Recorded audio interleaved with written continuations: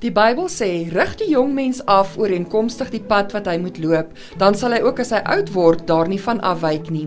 Ellen G. White beklemtoon, die Here het bepaal dat die familie die grootste van alle opvoedkundige instellings behoort te wees. Die kind se opvoeding moet in die ouerhuis begin. Met sy ouers as opvoeders moet hy die lesse leer wat hom dwars deur sy lewe sal lei. Hoe leer ons dus ons kinders rentmeesterskap waardes? Rentmeesterskap is die bestuur van wat aan 'n ander behoort. En die Bybel dui aan dat God, die skepper en eienaar van alle dinge, elke persoon aangestel het om sy seëninge vanaf geboorte te bestuur. Leer hulle om hulle liggame te bestuur. Die eerste stap in rentmeesterskapopleiding behoort vir kinders te wees om hulle liggame te bestuur volgens die voorskrifte van die eienaar, God.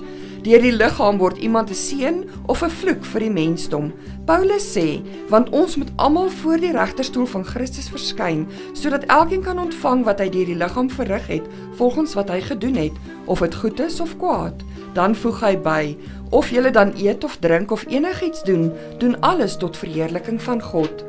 Ouers voeg betekenis en bruikbaarheid tot hulle kinders se lewens by, wanneer hulle betroubare gesondheidsbeginsels leer en laat toepas.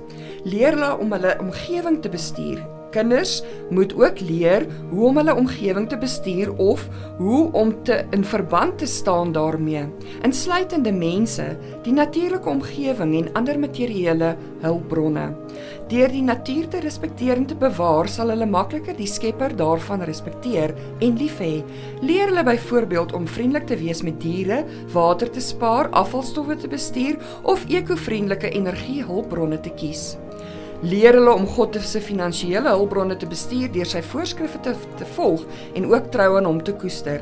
Vir kinders ouderdomme 3 tot 5 leer hulle baie eenvoudige konsepte, soos om muntstukke en note te identifiseer en verduidelik om te bespaar in eenvoudige terme.